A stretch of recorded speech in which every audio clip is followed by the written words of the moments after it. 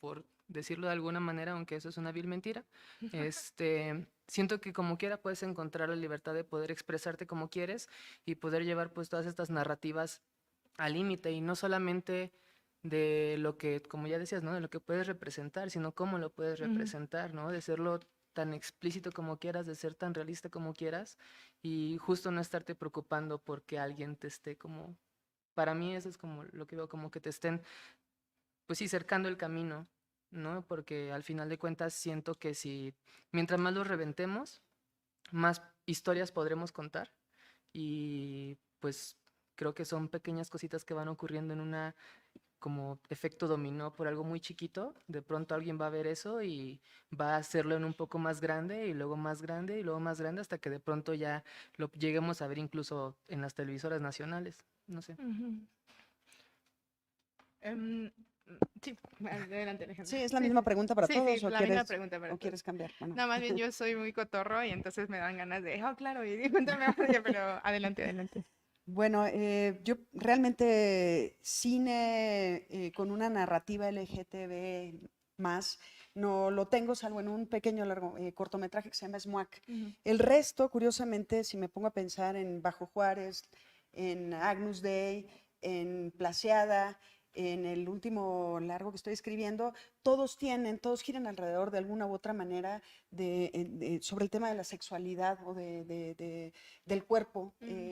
Como territorio, pues, ¿no? Entonces, pues creo yo, y la apuesta que hago con cada uno de los trabajos que he hecho hasta ahora es, pues, romper paradigmas en un inicio, romper narrativas que han sido institucionalizadas y que de repente yo misma me doy cuenta que las tengo, ¿no? Que el trabajo que me obliga a escribir o a investigar me hace pues recodificarme o repensar las sexualidades de otro lugar.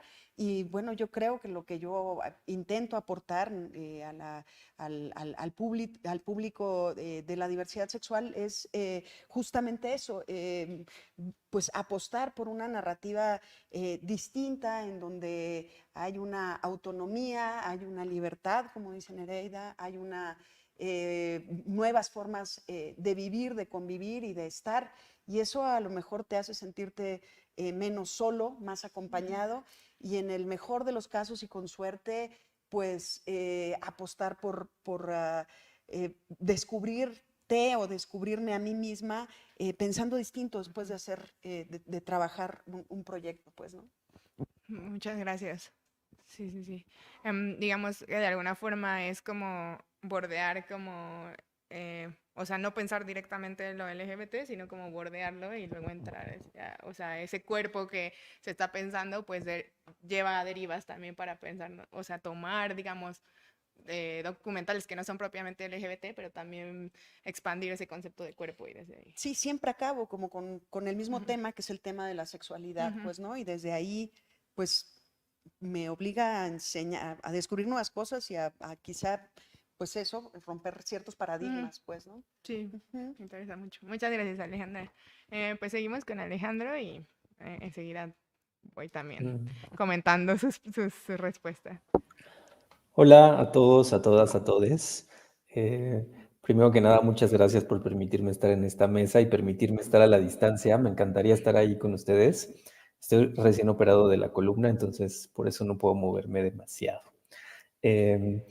Pues me gusta mucho lo que dice Ale sobre que nuestras narrativas y nuestras ficciones pueden hacer sentir a la gente más acompañado, decía ella, menos solo. Y a mí me ocurrió que pues toda la adolescencia, buena parte de mi infancia y de mi adolescencia me sentí solo, no me veía reflejado en pantalla en las historias que veía pues en la televisión y en el cine, ¿no? Y ahora, bueno, con mis trabajos de ficción es parte de mis objetivos, poder que la banda que pertenecemos al colectivo LGBTIQA+, pues podamos vernos reflejados en las historias que vemos y que consumimos también, ¿no? Hablabas también en tu pregunta sobre las diferencias narrativas. Bueno, en el caso de las series, lo que yo he trabajado, las dos series que he hecho las hice con Ernesto Contreras, que es uno de los grandes cineastas de este país y un gran amigo mío. Y bueno, uno de los retos ha sido estructurar las ficciones en 8 capítulos, ¿no? Que implica otras cuestiones narrativas. Y también, pues, nos hemos encontrado con esto de ir derribando estos sesgos de los que hablaba Nereida o estas barreras, ¿no? Como también siendo conscientes de nuestro privilegio, ¿no? Como hombres cisgénero, gays en este caso, ¿no?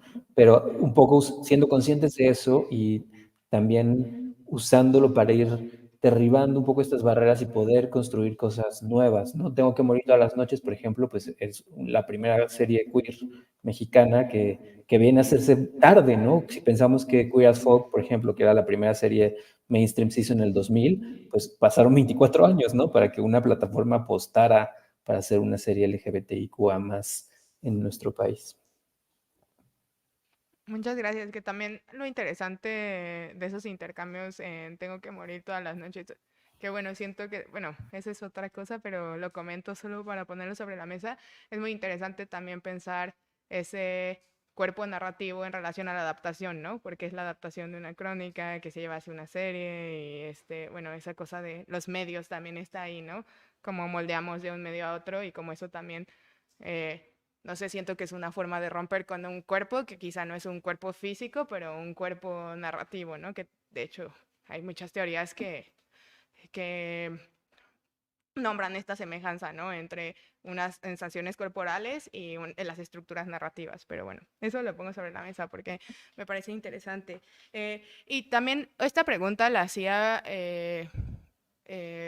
pues también como audiencia, ¿no? O sea, que estos formatos no nada más es una libertad creativa, sino una libertad de acceso. O sea, yo en relación a lo que decía Alejandro, me pienso en la infancia, bueno, en la infancia pubertad, como yendo a YouTube a buscar como contenido, aunque fueran como cápsulas como pequeñas, que fuera como de, sí, el beso que en un capítulo de una serie turca se dieron 2 morras o algo así, ¿no? Y como eso también, ¿no? Esos formatos fragmentarios, como ocultos, o sea, esa intimidad que hay también en el medio de la forma del cine LGBT me parece como muy interesante. Pero bueno, siguiendo un poco este lugar que también ya abrió Alejandra de un poquito quizás salirnos de una identidad o temática de lo LGBT, justamente porque en esta mesa también tenemos una inquietud de romper ese pensamiento, de pensar lo LGBT desde lo identitario, que a la vez es desde lo representacional, lo pienso yo, que tiene como una analogía en lo representacional.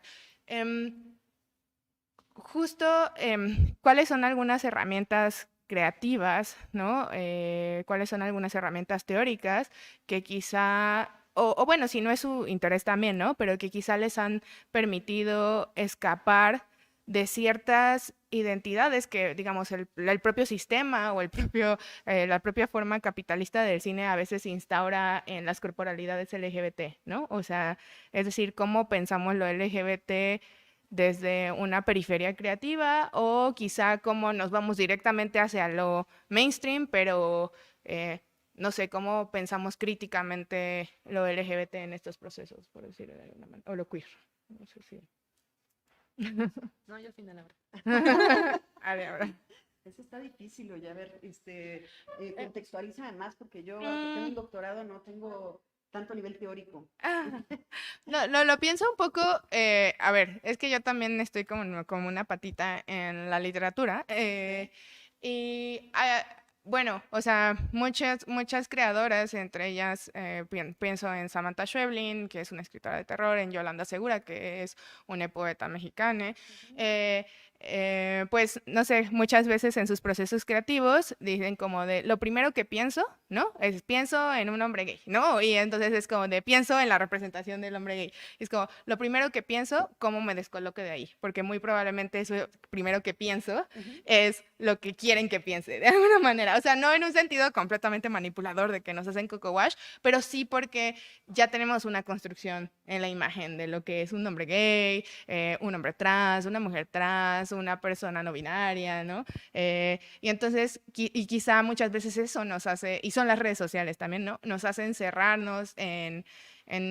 abrazar una identidad que me parece muy, muy válido, pero también muchas veces en caer en discursos de esto es lo que tiene que ser, ¿no? Y quizá ustedes si han pensado eso en sus procesos creativos, porque bueno, yo lo he hecho y me inquieta mucho como decir como yo mismo como parte de la comunidad, ¿no? Caer en como de, ay, ajá, en estereotipos, ¿no? Entonces quizá cómo manejan esa cuestión, ¿no? No sé. Bueno, creo que para mí las dos categorías como institucionalizadas, las más grandes, tanto ficción como documental, tienen desde mi experiencia dos abordajes distintos, aunque después confluyen y las fronteras se vuelven muy líquidas. Es decir, me explico, en el documental casi siempre pienso primero en el tema. Por ejemplo, en el último documental, que es Placeada, el tema es la violencia en México, que es un tema que me tiene en vilo, que tiene en vilo a la mayor parte de los mexicanos y mexicanas y mexicanas. Entonces voy cerrando el espectro y digo, bueno, sí es la violencia, pero cierro y quiero hablar de la violencia desde el crimen organizado. Y cierro más y quiero hablar de la violencia desde el lado más delgado, que son las chicas jóvenes de 12 o de 10 a 18 años cooptadas por el crimen organizado. Y ahí empiezo a buscar pues un personaje. En la ficción, que no tengo tanto vuelo como yo quisiera, es decir, he hecho más documental que ficción, en la ficción es distinto. En la ficción es como me descubro en trampas más complicadas. Empiezo a escribir ficción y, como dices tú, sí hay como ciertas tendencias al estereotipo, pues, ¿no? O a la narrativa que uno tiene en la cabeza. Para eso, pues, sirven mucho los talleres con gente que tenga más experiencia en perspectiva de género que uno, más experiencia en diversidad que uno. Y en esos talleres, por ejemplo, en la última, siempre se los cuento, platico, en el último trabajo me descubrí a mí misma poniendo a dos chicas enamoradas, apasionadas, pero una embarazada, y al final, el final del guión era que había una bebé con las dos. Y entonces la tallerista me dice, ¿y tú estás a favor de que las chavitas sean mamás a tan temprana edad? Y le digo, no. Y entonces, ¿por qué terminas así? Pues, ¿no? Entonces, pues requiere de mucha reflexión, y esa reflexión a veces no la puedes hacer sola. A veces necesitas pues el feedback de un tallerista con una perspectiva mucho más amplia y con herramientas más amplias que uno como autora, pues, ¿no? Muchas gracias.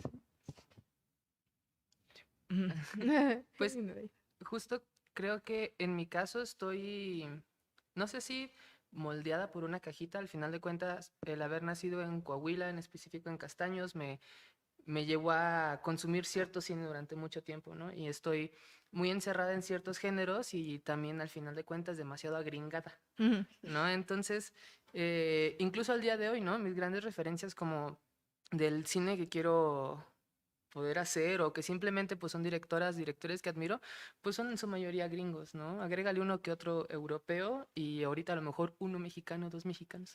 Y es como, ya me parece triste, pero pues también comprendo, intento hacer las paces con mi contexto. Pero justo en ese sentido, y ya después ahorita tiene mucho más, todos mis cortometrajes habían sido, pues sí, acerca como experiencias mías y era como, voy a ser yo pero chica.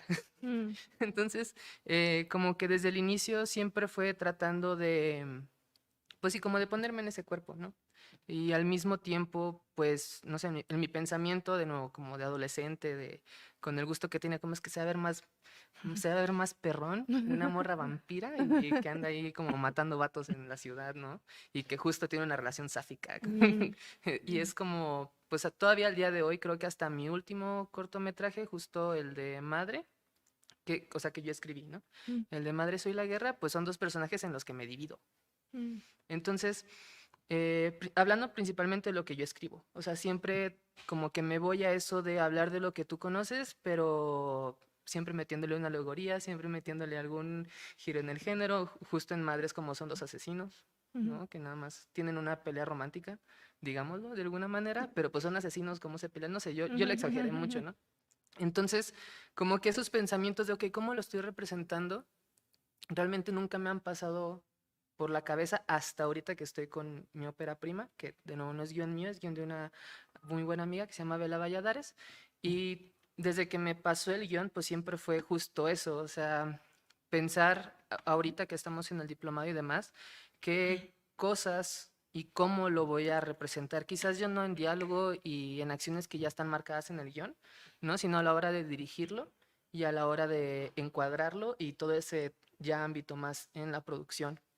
Em, Justo qué actitudes van a tener, quizás en qué tono le va a hablar, son cosas en las que me he estado guiando más, pero no sé, como que siento que tampoco tengo mucho trasfondo literario y demás, pero como que solamente trato de llevarme por lo que en mí se siente bien, ¿no? Y creo que al final de cuentas siempre estamos hablando, a pesar de que sea ficción y sean personajes inventados por nosotros, siempre estamos hablando de alguien que conocemos, ¿no? Entonces, este, creo que yo a partir de ahí es como los abordo y quizás les hago algún que otro cambio, pero nunca realmente como sobrepensando en esta onda. Creo que si mi personaje es un hombre cis gay, debe tener esto o no. Mm. Es, no sé, como que hay una cosa orgánica que te dice y al final de cuentas, no sé, el simple hecho de saber que son humanos, ¿no? Justo tratar de alejarme de pensar, quizás está mal, de los estereotipos y de los arquetipos y todo esto, tratar de a lo mejor no entenderlos para justo no estarlos aplicando del todo. Este, Como que es lo que me llama mucho la atención. No sé, ahorita a lo mejor no le gusta a mucha gente, pero una película que se llama Bottoms, Sí, ¿no? ya sé. El personaje que más hemos comentado acerca de lo chido que nos pareció es el de la chica que sí es de las populares, Y que tiene como una empresa de diamantes. la que no es la mujer sáfica, Ajá, la justo amiga que hetero. es la única Ah, hetero. la amiga. Es la única hetero y nos gustó mucho eso de que durante casi la mayoría de la película te la presentan justo como, digamos, la amiga estúpida, típica, porrista, pero te van metiendo siempre, te van metiendo siempre estos como pequeños guiños a que, güey, es empresaria, ¿no? Al inicio, así como que lo comenta y luego después es como, no es estúpida, ¿no? Sabe en qué gastar su energía y con quién pelearse, ¿no? Sí, Y para el final es como, totalmente no es ese personaje que te está vendiendo. O sea, bueno, que sí. te tratan de decir que es. Y creo que es lo que nos divirtió mucho de la película, porque hace mucho eso, ¿no? De tratar de mostrarte estos personajes que pues podrían ser justo los estereotipos de las películas adolescentes. Y no, o sea, por ejemplo, ese para mí me parece algo muy bonito, de que simplemente, pues para mí le hicieron humana. ¿Cuántos chavos, chavas no conoces que a lo mejor ya se hacen cargo junto con sus papás de sus negocios? Y a lo mejor en la escuela tienen una actitud, tienen una manera de vestirse, pero pues afuera son de otra forma. Al Sí. final siempre nos ponemos personajes dependiendo con quién estemos hablando. Y creo que sentir o escribir personajes como, no, es que él va a ser no sé, él va a ser el amigo gordo chistoso. Es como, pero ¿y en su casa quién es? ¿Y con sus otros amigos quién es? Y quizás en la primaria quién fue. No es como siempre tenemos estos cambios en la personalidad. Digo, yo hace 2 años quién era, ¿no? Como para realmente quedarme clavada en... Es que así es como se va a cumplir el Save the Cat y así es como se va a Sí, no, comprender. el Es viaje del como... héroe. Sí, pues eso es como yo lo intento no No, abordar. no, muchas gracias, Nerea. Y es muy interesante lo que dices de Bottoms, porque al final, además, este personaje tiene una agencia de decir como de, oye, no, a mí no me gustan las morras, ¿no? Y todo está muy bien. Es muy bello. Y también, por ejemplo, bueno, me interesa mucho esto que dices de, o sea, quizá ni siquiera, o en vez de pensarlo más o ser demasiado como incisivo en qué estoy haciendo con este personaje, como no pensarlo, o sea, no digo que solo no lo piense, pero como soltar al personaje, pienso mucho en Alucarda, ¿no? De Juan López Moctezuma, que fue como de quiero vampiras lésbicas, pero además quiero que sea como un exploitation y más bien fue, hacer ese caldo lo que hizo Alucarda y no tanto como de a ver qué estoy haciendo a nivel sáfico con estas dos vampiras y me parece como, sí, me parece muy bello también como a veces como voltear la mirada y ver qué sale de soltar un poquito, ¿no? Casi como métodos más vanguardistas, así, de soltar la razón, ¿no? Yo qué sé. Pero muchas gracias. Alejandro, muchas gracias. Pues en mi caso, cada proyecto ha sido distinto. Digamos que la semilla de cada proyecto ha sido diferente. En algunas coincido con Ale. Primero es el tema, un tema que me interesa abordar, pero en otros casos ha sido, por ejemplo, una anécdota o en el caso de mi cortometraje Oasis, pues fue una nota que leí en un periódico que decía que en el norte del país hay muchas mujeres viviendo con VIH-Sida, ¿no? Entonces me llamó mucho la atención y a partir de ahí empecé a investigar y bueno, a partir de ahí empecé a encontrar el tema del corto y lo empecé a escribir. También Ale hablaba del feedback y de la reflexión que se hace cuando tienes un asesor. Yo muchas veces, no esté tallereando un proyecto, pues procuro darle mis guiones a amigues y compañeros cineastas en quienes confío. Por ejemplo, Ernesto ha leído todos mis guiones, Astrid Rondero, ¿no? Y ahí es donde también voy dándome cuenta cuáles pueden ser las debilidades o cosas que tengo que ajustar.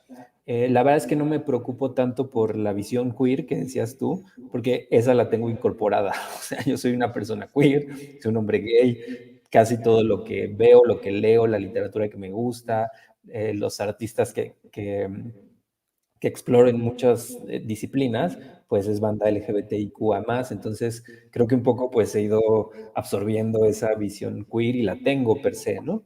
Entonces tampoco es algo que me preocupe particularmente, pero bueno, sí, efectivamente sí tengo un ojo que me hace cuidar las representaciones, ¿no? Estas cosas que son muy importantes para mí, ¿no? Muchas gracias, Alejandro. Em, sí, bueno, sí, pienso mucho también, por ejemplo, justo hace poco hablaba con una amiga de también quizá ver, no pensar lo queer desde como una imagen, sino quizá como desde cómo nos coloca como emocionalmente o sensorialmente frente al mundo. Entonces quizás seguir pensando el cuerpo, pero no solo el cuerpo como algo físico, táctil, sino como cómo son esos procesos. No sé, le decía que, por ejemplo, a mí me gustaban mucho los personajes de Camila Sosa Villada, que es la escritora de Las Malas, o de justo Tengo Medio Torero de Lemebel, porque son personajes justo con mucha fuerza, pero a la vez como con un dolor muy grande que, o sea, no digo que por ser queer tengamos ese dolor, pero con una afección muy grande en lo emocional, porque tampoco el mundo se lee en sus códigos afectivos, ¿no? Y entonces eso los hace como, no sé, de una sensibilidad romántica, pero a la vez como rabiosa, pero a la vez triste, y se me hace como muy hermoso esa forma de sentir, aunque sea compleja y difícil a veces de sostener en la vida real y en el cotidiano, pero sí, me parece muy bello eso, como de ya tenemos incorporada como una forma de sentir porque sentimos el mundo a través de ese cuerpo disidente, ¿no? Pienso. Pero bueno, ya para, no sé, abrir a una pregunta o dos preguntas, nada más también para no olvidar el apellido de esta plática, que es discursos, géneros y autores en el cine LGBT mexicano. Pues yo sí siento que hay como una gran deuda con ese puente, ya no a nivel nada más de generaciones de realizadores, sino quizá desde la historia del cine mexicano, de seguir haciendo como un trabajo de investigación y teórico de cómo se conforman estas imágenes desde nuestro territorio o cómo se conforma esta tradición cinematográfica desde nuestro territorio, porque no sé, pienso en que ha habido estudios, de hecho desde Alice Guy, ¿no? Del lado de los repollos y cómo se lee eso en Queer Code y cosas así, o tenemos esta cosa de, pues cómo no sé, como afectó el código Hays a la representación LGBT, ¿no? O Audrey Hepburn en The Children's Hour. O sea, como que tenemos todo eso, pero aquí como, bueno, a mí que me interesa mucho eso, me ha costado trabajo encontrar bibliografía como tal de, a ver, cómo se ha conformado, cómo es diferente, cómo genera un contrapunto con lo que estaba pasando en Hollywood o algo así. Pero bueno, no es una pregunta muy compleja porque esto no lo vamos a hacer aquí hoy, pero sí quisiera como ver, o sea, como una pregunta más personal, ¿qué películas, qué series, qué cortometrajes LGBT mexicanos de todos los tiempos que conocen, pues les gustan y quizá qué valor ven en ellos para pues para generar como un rastreo de nuestras imágenes pues no me gusta decir desde lo local porque suena a generalización, pero sí desde quizá nuestra cercanía, ¿no? Por decirlo, no sé, si les gusta. A mí me gusta Lucarda. Pues a mí me gusta mucho Satánico Pandemonio, Ajá, pero es satánico pandemonio. este, pero creo que de igual forma como fue por el shock que causó cuando la vi, Ujú. ¿no? Y pues simplemente saber que como ese tipo de cine se hacía en México en esos años, pues también fue así de, no sé, ¿no? Ujú. Ese sorprendimiento. Pero ya hablando como más desde lo emocional y demás, pues pude ver en el cine justo la de Sueño en otro idioma Ujú. y me parece una película muy bonita y pues se sintieron muchas cosas. Y creo que pues obviamente en la sala no fui la única, ¿no? Todos mis compañeros de la escuela con los que fui, pues fue, o sea, fue lo mismo, de que, Ujú. güey, es que cómo. Y no sé, justo que fuera una historia en esta comunidad sobre este idioma que trataban de rescatar, ¿no? Y que los dos únicos que lo sabían hablar, pues no se hablaban. Y justo que tuvieran esa historia entre ellos y demás, pues no sé, me llenó, me gustó mucho.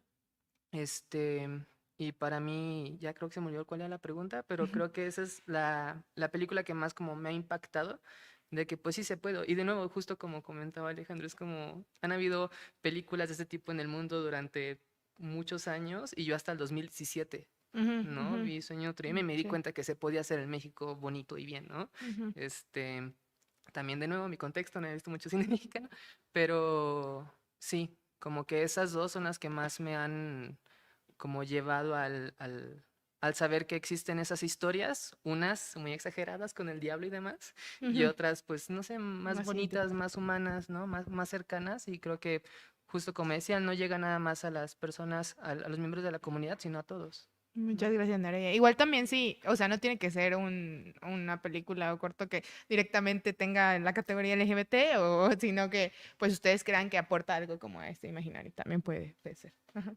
Ujú.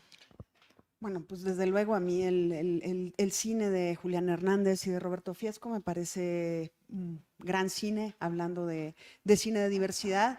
El trabajo de Fernanda Valadez, de Astrid Rondero, de Ernesto Contreras, de Alex Uno, me parecen grandes ejemplos. Sin embargo, yo creo que también esto que mencionabas de la deuda, todavía hay una deuda fuerte y bien cimentada, o sea, es decir, hay una carencia de narrativas con respecto a una diversidad sexual, pero también con respecto a una diversidad en la forma de ser mujer, pues, ¿no? O sea, nos han contado lo que pues lo que no somos, pues, o sea, como mujeres, ¿no? Hay una sola, única forma de como nos han narrado siendo mujeres, y hay muchas formas de ser mujer y muchas formas de ser lesbiana, y hay muchas formas de ser mujer trans, pues, ¿no?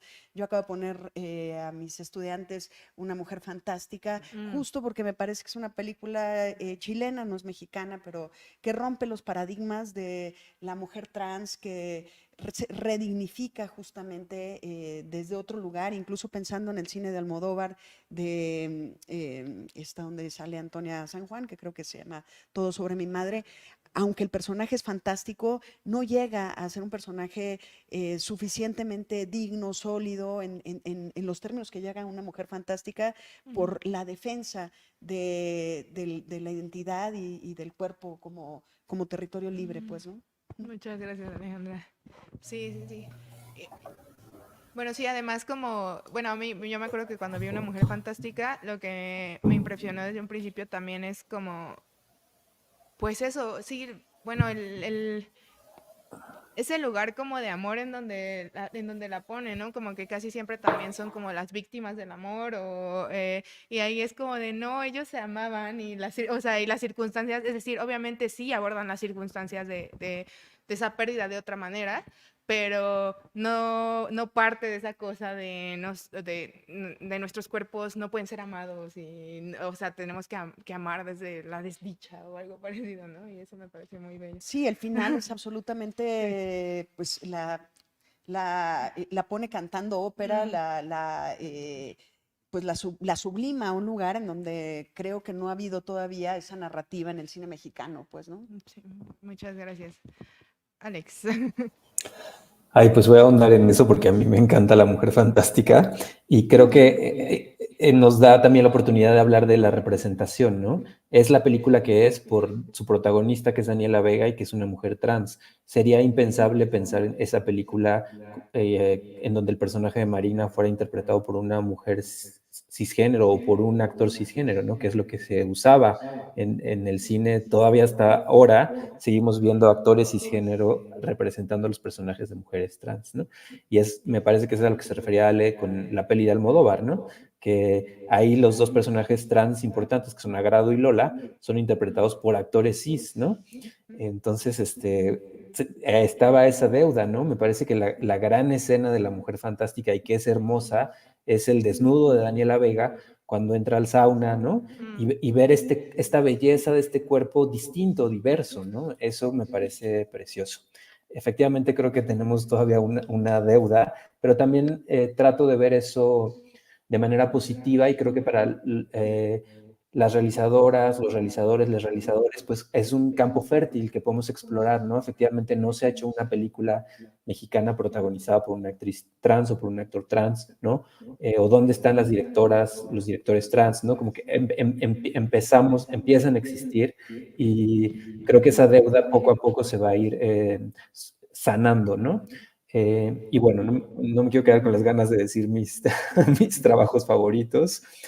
Me encanta el cortometraje porque creo que al ser presupuestos más bajitos, haber apoyos de Procine, IMCINE y tal, pues como que hay muchas narrativas en el corto y justo ha habido muchas narrativas LGBTIQ a más en los cortometrajes. Me encanta Shmoak, el corto de Ale, me gusta muchísimo, me gusta mucho En Aguas Quietas, un corto de Astrid Rondero, y me gusta mucho el corto que ganó el Ariel este año, que se llama Apnea, de Natalia Bermúdez, que también es una historia sáfica. Y de largometraje, me encanta Doña Erlinda y su hijo de Hermosillo, me parece una película súper valiente para su época, intrépida. Me gusta mucho Quebranto de Roberto Fiesco, me parece que es si bien creo que hay una deuda hacia lo trans en la ficción, en el documental ha habido un avance muy importante. Quebranto me parece una obra interesantísima y me gusta mucho Las Flores de la Noche también y lo que están haciendo Omar y Lalo, estas chiques no binarias de Guadalajara que tienen una narrativa padrísima, me gusta mucho. Y bueno, me encanta Sueño en otro idioma. Y es que tu pregunta era muy interesante. Y lo que dijeron las compañeras también fue muy interesante. Entonces, sí, Ale, de diferentes formas de ser mujer, pero yo también encuentro una deuda en las diferentes formas de ser hombre. O sea, creo que no se han retratado los hombres no binarios, otras maneras distintas de vivir la masculinidad. Y yo, antes de empezar a dirigir, estuve trabajando como primer asistente de dirección durante 10 años. Hice por ahí de 18 largometrajes como asistente de dirección. Y en el proceso, te juro que había, por ejemplo, scoutings en donde me encontraba en una camioneta encerrado entre puro cabrón heterosexual con temas que venían hablando de sus chismes, ¿no? Pero con una violencia de género hacia las mujeres tremendo. Y me fui dando cuenta de eso, que estaba en una industria que es heteropatriarcal, cisgénero, ¿no? Y dije, ¿dónde están?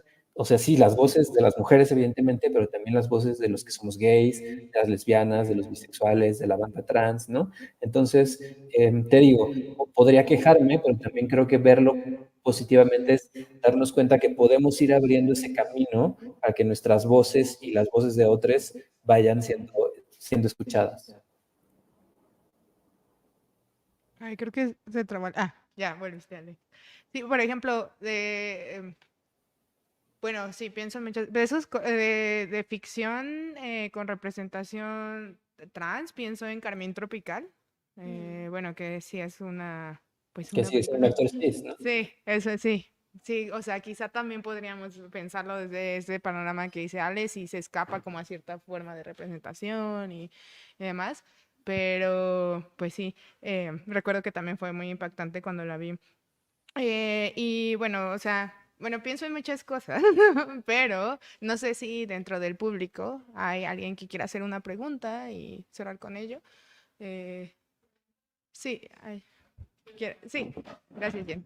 Y pues nada, para también que ustedes aprovechen la presencia de estas grandes voces y miradas. y no acaparé todo. Hola, Hola, me voy a parar para que me vean. gracias. Espérense, es que la escribí, es que si no se me va el pedo. Ok, pensando en creadores queer, LGBTQ+, y sus obras, ¿creen que una obra es intrínsecamente queer solo por ser creada por alguien queer? O sea, llevándolo un poco a, por ejemplo, las hermanas Wachowski, o justo en las historias de Camila Sosa Villada, que presentan mundos bastante transgresores, protagonistas disidentes. Al nosotros, nosotras, crear desde nuestro lugar en el mundo puede ser nuestra obra consecutivamente queer, aunque no lo sea de forma abierta y explícita, o más bien lo que hace algo queer es que esté representado de forma gráfica y latente en la pantalla.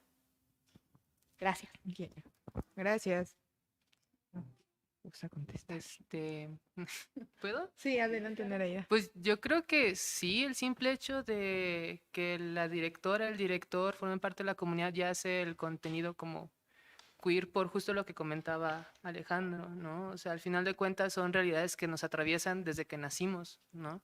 Yo ahorita ya lo puedo reconocer en mí, todas las cosas que ocurrían en la infancia, y ahorita digo, tiene sentido. Pero justo, por ejemplo, en el caso de las Wachowski, pues, no sé, Bound, es como todavía 12 años antes de que la primera de ellas saliera del closet, ya habían hecho Bound. Entonces, creo que sí, por el simple hecho de, pues sí, de formar parte de la comunidad, de ser queer, de ser gay, lesbiana, trans y todo lo demás que existe dentro de esta paraguas, pues sí, ya vienen algún tipo de, pues de palabras, de cosas que hemos aprendido por nuestra propia experiencia de vida, ¿no? Tanto de cómo amamos, como de cómo vivimos, como de cómo nos expresamos, ¿no? Y pues sí, creo que mi respuesta es que sí, simplemente por el simple hecho de ser queer ya entra en eso. O sea, siempre me ha molestado que también como el cine, ¿cómo hacen esto, no? El cine de mujeres y todo lo que vemos de las películas en esos ciclos, pues son mujeres sufriendo, ¿no? Y siento que no. Siento que no es, eso no tiene por qué ser así, ¿no? El simple hecho de que ya la directora es mujer es como ya es cine de mujeres, no importa cuál sea el tema que esté como abordando en eso, y ese es mi pensar, porque de nuevo son cosas que nos atraviesan toda la vida y es bien difícil que a la hora que te pongas a escribir digas, no, como aquí mi personaje es un hombre cisgénero, yo no voy a ser una mujer trans. O sea, es como, claro que no, siempre terminas metiendo algo, ¿no? Creo. No sé si Alex o Alejandra quieran tomar la palabra.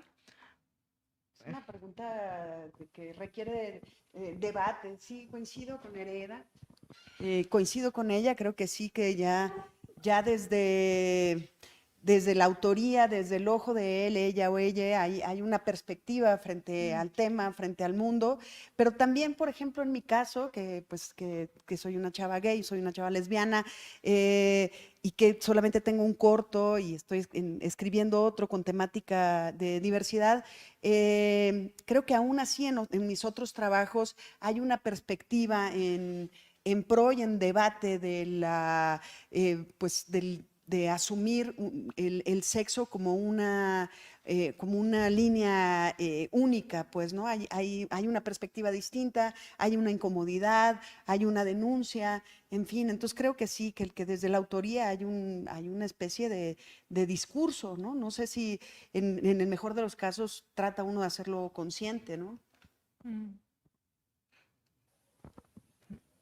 Bueno, no sé, no sé si yo como moderadora entro, pero no sé, yo me pongo a pensar también en esta posibilidad que hemos visto que, o sea, yo no creo en que justo en esta cosa de separar al artista de su obra, pero creo que muchas veces las prácticas del sistema pesan más sobre la sinceridad creativa, ¿no? Y que desde ahí sí podemos borrar una identidad o una vivencia para crear algo, o sea, creo que si nos permitimos justo lo que decía Nereida, ¿no? Como poner el cuerpo en el set, o lo que decía de poner el cuerpo en el set, poner el cuerpo en las historias, poner la sensibilidad en las historias, pues difícilmente escapamos, ¿no? De lo que somos.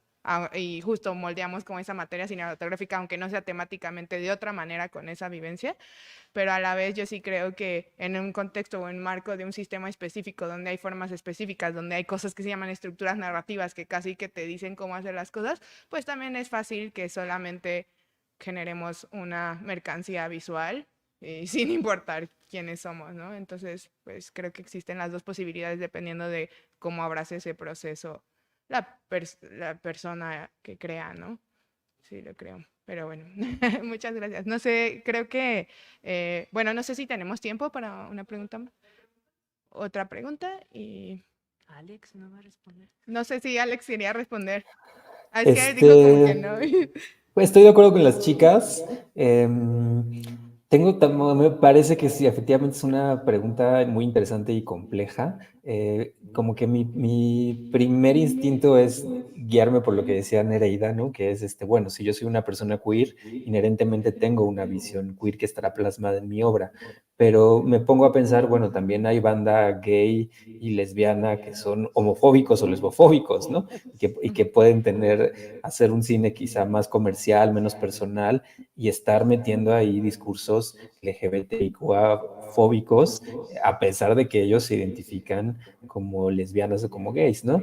Entonces, bueno, creo que es delicado, creo que no per se, no el hecho de que la obra sea creada por un hombre gay o una mujer lesbiana o una mujer trans, quiere decir que vaya a ser pro LGBTIQA más, ¿no? Y como que son muchas aristas y se presta para muchas discusiones, ¿no? La misma Camila Sosa que defiende de manera férrea este término de traba, ¿no?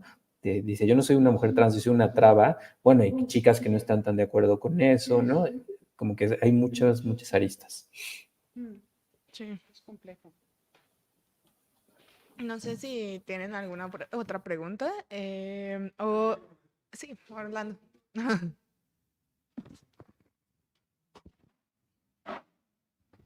Un poco rescatando como la primera pregunta sobre la libertad creativa, dependiendo de los diferentes formatos, y también tomando en cuenta que aquí hay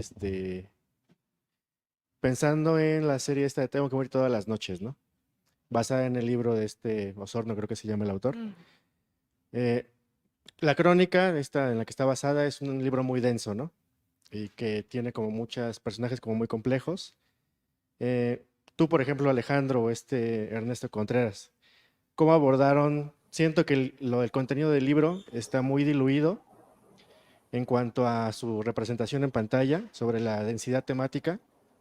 Me imagino que no es una cosa autoral, siento que ustedes como autores, ¿cómo logran sortear, pienso a lo mejor estas trabas que les pone un aparato de ventas como Netflix para convertir Tengo que morir todas las noches en un producto que se pueda comercializar y del que se puedan obtener ganancias, a riesgo de que a lo mejor se pierde un poco la complejidad del contenido original? No sé si es una pregunta, pero creo que sí. Hola, muchas gracias por tu pregunta. Me encantaría ver tu cara, no te pude ver, pero gracias por tu pregunta. En realidad el libro de Osorno pues es una crónica periodística, no tiene los elementos de una ficción. Era muy difícil como hacer una adaptación. Y cuando surge el proyecto, la idea original era tomar estas crónicas como una base para construir una ficción. Entonces, bueno, tiene el título, evidentemente, tiene el contexto, ¿no?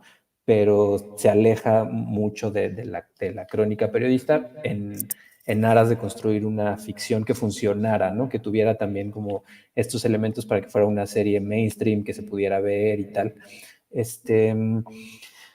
Además de eso, bueno, la verdad es que el proceso fue muy afortunado porque hubo mucha libertad creativa y eso lo atribuyo pues a la carrera de Ernesto, ¿no? A películas como Sueño en otro idioma, Cosas imposibles, su filmografía que hizo que los ejecutivos de la plataforma pues le tuvieran mucha confianza. Él fue el showrunner de la serie. Los dos estuvimos en el cuarto de escritores durante todo el proceso de escritura de los 8 capítulos. Y bueno, no sé si eso contesta un poco tu pregunta, pero eso, ¿no? En realidad la crónica de Osorno pues es una adaptación muy libre, ¿no? Es la semilla, pero se construyó algo muy distinto. Muchas gracias. Tenemos otra Sí, pregunta. me gustaría agregar algo. Yo de Metiche, soy Humberto Busto y soy actor de la serie Tengo que morir todas las noches. Hola, Zuno. Complementando y conociendo el proceso que tenemos, es importante, creo, y hablando en particular de esta mesa, entender el contexto empresarial, mercantil, real del audiovisual a como lo estamos viviendo ahorita. Es decir, esa hegemonía patriarcal que de repente parece que en unos ciertos sectores, por ejemplo, el cinematográfico nacional o ciertos lugares, se va rompiendo, de repente se vuelve a imponer mundialmente de muchas formas. Porque generalmente además estos streaming están vinculados, o sea, son empresas gringas y siento que están vinculadas también con cuestiones de política, ¿no? Y entonces yo a título personal siento que muchas veces los contenidos también van girando en el streaming dependiendo de las políticas públicas con respecto a lo trans, con respecto al colectivo, es decir, es algo que está muy efervescente ahora y está a veces muy impuesto. Entonces, cuando hablamos de la adaptación de La Crónica, la otra vez escuché un podcast muy chido de Shivón Guerrero, ¿tú no lo escuchaste? No, decía, bueno, esta serie, o sea, tiene todos sus elementos positivos, pero está pasada por el salón de belleza, ¿no? Y entonces decía, ¿por qué no está representado como realmente, ¿no? Está en el libro. Y hablaba de todas esas cuestiones también oscuras, de políticas, de corruptela, de violencia, ¿no? Es una oscuridad que sí tiene la realidad de ese momento, de ese tiempo, ese espacio, ese bar, las conectividades, ¿no? Entre lo social, lo sexual, lo político. Y me daban ganas de contestarle a Shimon en ese podcast, porque justo, o sea, es decir, si tú tienes oportunidad a lo mejor de hacer una película de mayor control sobre eso, seguramente a lo mejor pudiera estar más vinculada con esa cuestión periodística real, porque de alguna manera estamos en un ambiente o ¿no? en un lugar en donde puede existir la posibilidad de hacer un análisis sobre eso. Pero yo le digo, a ver, con el retraso que tenemos, mis papás que viven en Puebla, mi abuelita que no sé qué, que nunca ha visto en streaming, nunca ha visto nada, ¿no? O muy pocas cosas LGBTQ+, personalmente siento que también es como esta doble cara de la moneda de, ok, no se está representando de la manera así contundente, realista, pero está generando nuevos imaginarios que en este momento colaboran muchísimo a que no exista tanto prejuicio y violencia sobre nosotros, ¿no? Entonces, digamos que siento que hay como esta cosa que tenemos que estar muy conscientes, sobre todo pensando en el streaming, de cómo ir rompiendo las barreras de hablas uno, y es un asunto que cuando ya te topas estar levantando proyectos ahí, se pone muy rudo. Se pone muy rudo y es ahí creo que la mayor labor que tenemos que tener es cómo logramos que también esos relatos se vuelvan diversos y permitan que encontremos todos los colores, e identidades y oscuridades y luces de lo que somos, y eso pues a veces son first steps, pero no tiene idea del enorme esfuerzo que significa, vaya, o sea, todavía hay proyectos en donde hace un par de años había, pues sí, justo, o sea, personajes trans y la producción pedía, pues, que no fueran mujeres trans, ¿no? Que no, porque decían que no existían actrices trans. Entonces, ¿no? Como que siento que ha ido evolucionando y va, ¿no? Y estamos como muy conscientes de eso. Y también otra decisión estilística que se tomó muy en conjunto fue cómo conectas también esa historia del pasado con las nuevas generaciones trans y no binarias. Y lo más rico ha sido ver pues que mucha gente de 30 o menos, o sea, se ha conectado y a lo mejor hubiera estado muy interesante ver qué reacción tienen si hubiera sido la historia tal cual como estaba, ¿no? Como que siento que hay muchas cosas que platicar al respecto porque se muy interesante. Y ya, perdón por meter. No, muchas gracias. Creo que genera un marco muy interesante. Y pues eso, ¿no? También lo que dicen, poner la serie en contexto, porque, bueno, sabemos que también, digamos, o sea, las teorías y quizá como las generaciones como tienen, o sea, las teorías, no sé, pues justo, ¿no? Como de Judith Butler, Paul Preciado, o sea, van por un lado, por otro lado las vivencias por otro, o sea, ¿no? O sea, yo que soy filósofa, o sea, Marx decía muchas veces la teoría y la práctica no van como al mismo tiempo, ¿no? O sea, esa conciencia no va al mismo tiempo y creo que es muy importante retomar lo que decía Alex, que es como es la primera serie LGBT mexicana, ¿no? Y eso implica muchas cosas a nivel de la industria, a nivel del público, a nivel de la producción, a nivel de la representación. Y pues sí, es muy interesante. Muchas gracias por el aporte. Creo que abre muchas cosas. También para pensar las producciones de que estamos haciendo ahora en este contexto. Pues no sé, creo que cerramos con esto. Si alguien tiene algún comentario, por mi parte, pues obviamente agradecer a todo el equipo de Extopia, al CCD por las instalaciones, a todas, a todos les asistentes y pues obviamente a nuestras ponentes y pues no sé, muchas gracias por esta agradable plática. Muchas gracias.